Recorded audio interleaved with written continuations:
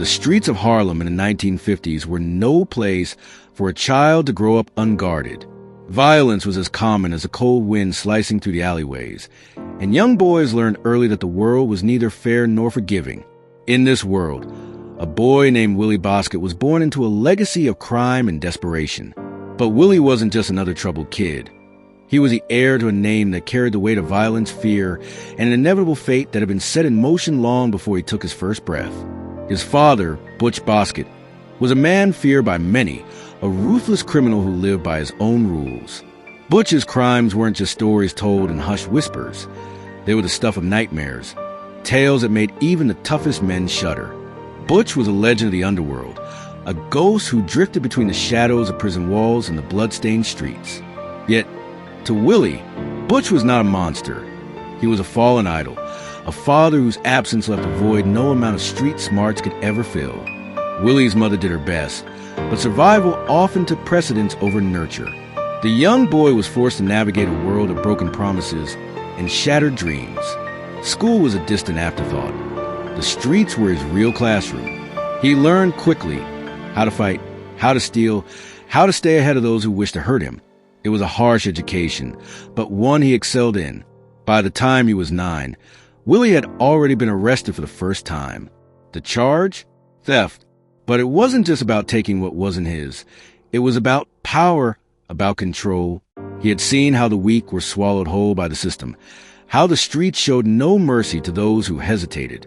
He swore he would never be one of them. Each arrest was a badge of honor, a stepping stone toward the infamy he seemed destined for. But while the world saw a delinquent spiraling out of control, Willie saw something else. He saw the pattern, the inevitability.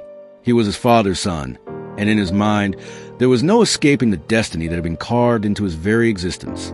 Then came the moment that changed everything. At just 15 years old, Willie committed his first murder, a cold, calculated act that sent shockwaves through the city. It was no crime of passion. There was no hesitation, no second guessing. It was precise, merciless, and terrifyingly efficient. The world had underestimated him, had dismissed him as just another street kid with no future. But now, they had no choice but to pay attention. The headlines screamed his name. The whispers turned into fearful murmurs. Willie Bosket was no longer just a troubled boy. He was a killer. And the terrifying part? He was just getting started. As the sirens wailed in the distance, closing in on his latest crime, Willie didn't run. He stood there, staring into the darkness, a smirk playing at the corners of his lips. He knew what was coming, but for the first time in his life, he wasn't afraid. He was ready. The prison cell was silent, except for the faint hum of the security cameras. A thick sheet of plexiglass separated him from the world, a barrier that ensured Willie Bosket would never again lay his hands on another human being. But the damage had already been done. He was no longer just a man. He was a legend of violence, a symbol of what the justice system feared most, a child who had become a monster. But how did it all begin? To understand Willie Bosket, one must go back to where it all started. Harlem, 1962. The streets were rough, riddled with crime, and the future for a young black boy like Willie was often determined before he even learned how to write his name. His father, Butch Bosket, had already left his own mark on the world. A trail of violence, crime, and an infamous prison escape that ended in a deadly shootout. His mother, Mary, was left to fend for herself and her son, but she had already made up her mind. Willie was just like his father, and she wanted no part in raising a future criminal. Abandoned, rejected, and left to the mercy of the streets, Willie learned quickly that the world was a battlefield. He was just a child, but already he had a reputation. By the time he was 5, he had started to steal. By 7, he was breaking into houses. By 9, he was attacking his teachers. And by 11, he had committed his first stabbing. It wasn't just about survival. It was about power. Willie realized that violence got him what he wanted. The respect, the fear, the notoriety. But more than that, it filled the empty void inside him, the one left by his absent parents, by the whispers that he was destined to be nothing more than a criminal. He embraced it. By the time Willie Bosket turned 15, he had already committed over 2,000 crimes. He bragged about it. He was proud. But there was one crime that would change everything. One act that would make him a household name and forever alter the juvenile justice system in America. It was a hot summer night in 1978 when Willie boarded a train in New York City. He had done this before. Mugging passengers had become second nature to him. But this time, something was different. This time, he wasn't just going to rob someone. This time, he was going to kill. The rain hammered against the cracked pavement as 15-year-old Willie Bosket darted through the dimly lit alleyways of Harlem. His heart pounded in his chest, not from fear but from exhilaration. The small caliber revolver in his pocket felt heavier than it should, a weight he had come to crave. He had already fired it once tonight, and the thrill of that moment still coursed through his veins. Willie had always known he was different. Violence wasn't just a reaction, it was a calling. From an early age, he had watched his father, Butch Bosket, leave a legacy of destruction, and now, Willie was determined to carve his own path. The world had never been kind to him, so why should he play by its rules? The sound of sirens cut through the night air, growing louder with each second. Willie smirked. The cops were always a step behind. He had learned the streets better than most, navigating them like a predator in his natural habitat. He wasn't running from them. He was toying with them. A sharp turn led him into a dead-end alley. Most would panic. Willie didn't. He calmly reached for his gun, his fingers wrapping around the cold metal. As the blue and red lights flooded the walls around him, he knew this moment would define him. This was not an end. It was a beginning of something much darker. The alley was tight, the towering brick walls trapping him like a caged animal. The flashing lights painted grotesque shadows, twisting and contorting like specters closing in. Willie's grip on the revolver tightened as the shouts of officers echoed down the alley. Drop the weapon. The order was firm, commanding, but Willie had never taken orders well. He lifted the gun, not with the intent to shoot, but to assert control. He wanted to see the fear in their eyes, the same fear he had seen in so many others before them. But before he could react, a force slammed into him from the side. He hadn't seen the second officer creeping along the shadows. The impact knocked the gun from his hand, sending it skidding across the wet pavement. Willie thrashed violently, his instincts overriding reason. His fist landed hard against the officer's ribs, but within seconds, more hands were on him, pinning him down. As the cold steel of the cuffs locked around his wrists, he let out a laugh, a chilling, hollow sound that sent a shiver through the officers restraining him. They thought they had won. They thought this was over. But for Willie, it was just the beginning. Willie sat in the back of the police car, the city lights flickering to the barred windows like dying stars. His wrists ached from the tight handcuffs, but he barely noticed. His mind was elsewhere, replaying the night's events like a twisted movie reel. He had been caught before, but this time felt different. The cops weren't just annoyed, they were afraid. He had seen it in their eyes, felt in the way their hands shook when they wrestled him to the ground. He had tasted power tonight, and now he craved more. The ride to the precinct was silent, save for the occasional crackle of the police radio. Willie leaned back, a smirk tugging at the corner of his lips. Let them think they had him. Let them believe they had won. He knew better. When they arrived, the officers yanked him out of the car and led him inside. The harsh fluorescent lights buzzed overhead as they marched him down the hallway toward booking. A few officers glanced up from their desks, some shaking their heads, others whispering amongst themselves. "He's just a kid," one muttered. "No," another corrected. "He's something else." Willie chuckled. They had no idea how right they were. They processed him quickly, mugshot, fingerprints, a pat-down that was rougher than necessary. But none of it mattered. He wasn't planning on staying here long. As they shoved him into a holding cell, he scanned the room. A few other inmates were scattered around, some dozing on the metal benches, others watching him with wary eyes. One of them, a burly man with a scar running down his cheek, scoffed. "They puttin' kids in here now," he sneered. Willie met his gaze, unblinking. "Ain't no kid," he said. Scarface laughed, shaking his head. "That so? What you in for, boy?" Willie leaned in slightly, his voice low and steady. "Making people like you shut up." Scarface's smile faltered, and for a split second, Willie saw it. That flicker of uncertainty, of fear. It was intoxicating. A guard approached the bars, clipboard in hand. "Bosket," he called. Willie stood. "Yeah." "Your hearing's been pushed up," the guard said. "Judge wants to see you now." That was fast. Too fast. Willie's smirk faded slightly as he stepped toward the cell door. Something was off. As the guard unlocked the cell and gestured for him to follow, a strange sensation crept over him. He wasn't afraid. Willie Bosket didn't do fear. But for the first time in a long time, he felt something else. Unease.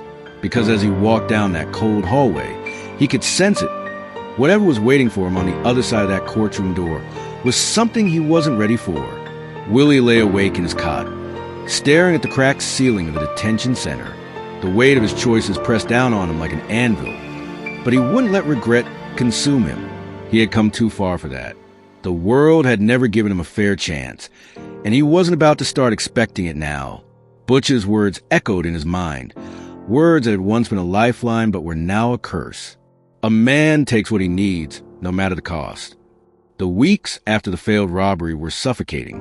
Every day, guards watched him with wary eyes, knowing he was unpredictable, knowing he was dangerous. The inmates gave him a wide berth, recognizing the brewing storm beneath his quiet exterior. Willie wasn't looking for trouble. He was waiting for the right moment. He knew it would come. It always did. That moment arrived when he was transferred to a new facility, a place far worse than any he had seen before. The walls were stained with the violence of past occupants, and the air carried the heavy stench of despair. It wasn't long before he found himself in the sights of someone just as dangerous as he was. A man named Lenny Gage, a seasoned inmate. Lenny ran the block with an iron fist. He was older, meaner, and had nothing left to lose. The first confrontation was subtle. A stolen meal tray, a muttered threat, a lingering stare that spoke volumes. Willie knew how this worked. The weak submitted, or they were crushed. But he wasn't weak, and he would never bow. One evening, as Willie returned from the yard, he found his bunk overturned, his few belongings strewn across the floor. A message, a challenge. Lenny sat on a nearby cot, grinning, his tattooed arms crossed over his chest. "Looks like you got a problem, kid," Lenny sneered, his voice thick with amusement. "Might want to fix that before someone decides you don't belong here." Willie didn't respond. He simply locked eyes with the older man, his jaw tightening. He had survived too much to be intimidated by a man whose days were already numbered. Without a word, he picked up his things and set them back in place, ignoring the laughter that rippled through the cell block. But this wasn't over. That night, as the lights dimmed and the silence of the prison settled in, Willie stayed awake, listening. He knew Lenny wouldn't let this go. He knew how men like him operated. They struck when their prey was vulnerable, when fear had taken root. But Willie wasn't afraid. Footsteps, slow, deliberate, the faint creak of a bunk shifting underweight. Willie gripped the crude weapon he had fashioned from a piece of metal he had pried loose days earlier. His heart pounded in his chest, but his breathing remained steady. He lay still, waiting as the shadow loomed over him. Then, a sudden movement, a flash of steel, and the unmistakable feeling of a blade slicing through the air.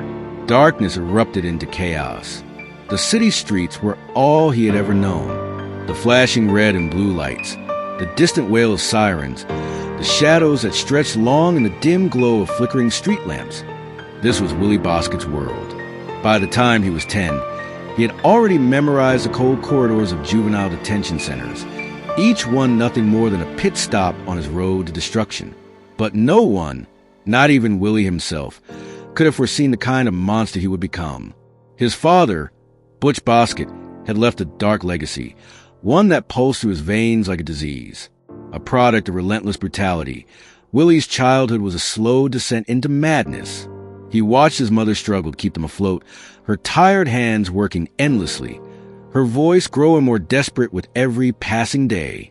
But love was a foreign concept in their home. The only lessons he learned were those of survival, lessons taught through fists, through blood, through pain. By 12, Willie had committed his first robbery. By 13, he had a rap sheet longer than most grown men.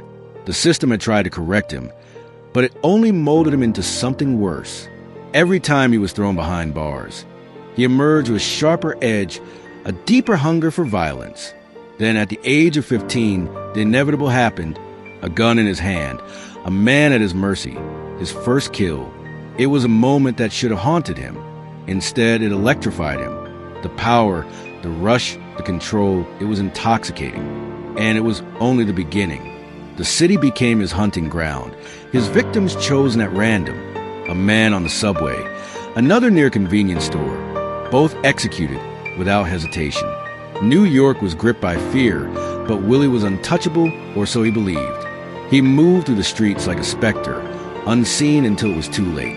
The police scrambled, the headlines screamed, but nothing could slow the storm that was Willie Bosket. When they finally caught him, he was smiling, grinning as if it were all some grand joke.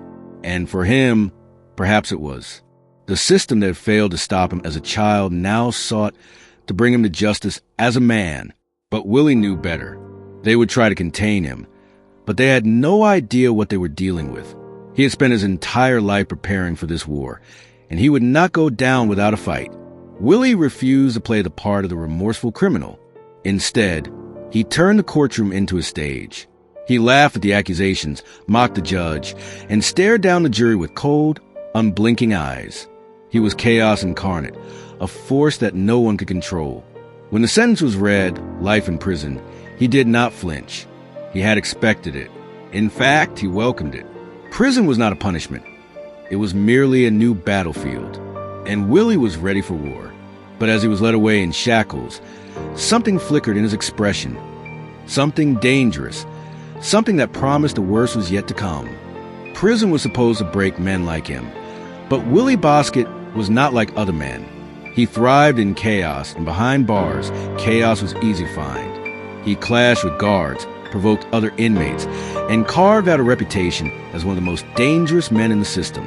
Then came the attack. A guard, one of the few who dared to challenge him, was found in a pool of his own blood, his face unrecognizable from the beating he had endured. Willie never admitted to the assault, but everyone knew, and the system responded. Solitary confinement, darkness, isolation. But Willie did not break. He whispered to the shadows, planned his next move, and when they finally let him out, he was more dangerous than ever. One by one, those who crossed him paid the price. Another inmate, stabbed in the yard. A second guard, found unconscious after a savage beating. The prison tightened its grip, but it was too late. Willie had declared war, and he had no intention of losing. The authorities had underestimated him. They thought that throwing him into the deepest, darkest hole would be enough. They were wrong. Willie Bosket thrived in the abyss, and from the shadows, he built his legend. His name became a whispered warning among inmates and guards alike. He had no allies, no friends, only fear. Every movement he made was calculated. Every word laced with menace. And when the guards tried to break him, he only became more defiant. One day, a rookie officer made a mistake of taunting him. A single word, a sneer of contempt, and Willie struck. The shank was crude, but it did the job. Blood spilled onto the cold prison floor, and before they could pull him away, Willie whispered something into the dying man's ear. Something that made the other guards pale with terror. The warden had seen enough. Special measures were taken. Willie was moved to an isolated cell, one reinforced with plexiglass and monitored 24/7. But even that was not enough. He found new ways to lash out, new ways to remind them that he was still in control. Then, one night, the power flickered. The cameras went dark for just a moment, and when the lights returned, Willie Bosket was smiling. Something had happened in that darkness. Something they would not understand until it was far too late. The walls of the prison seemed to close in tighter with every passing day. Willie had learned to navigate the darkness, to manipulate the system that had caged him. But now, the system had learned to fight back. Guard no longer looked at him as just another inmate. He was something else entirely, a symbol of defiance that needed to be crushed, locked away in solitary confinement. Willie spent most of his days pacing his tiny cell, his mind working overtime. His hatred for the prison, for the guards, for the very structure that had swallowed him whole, grew with every second. The more they tried to break him, the more he fed off his anger. If they wanted him to be a monster, then that's exactly what he would become. Weeks passed, and the isolation was meant to wear him down, but instead, it only sharpened his instincts. He spoke to no one, received no visitors, and the only human interaction he had was when food was shoved to the slot in his door. He had become a ghost, a legend whispered about in the halls of the prison. Then, one night, something changed. The air felt different, charged with an energy Willie couldn't quite place. Footsteps echoed in the hallway outside his cell, heavier than usual.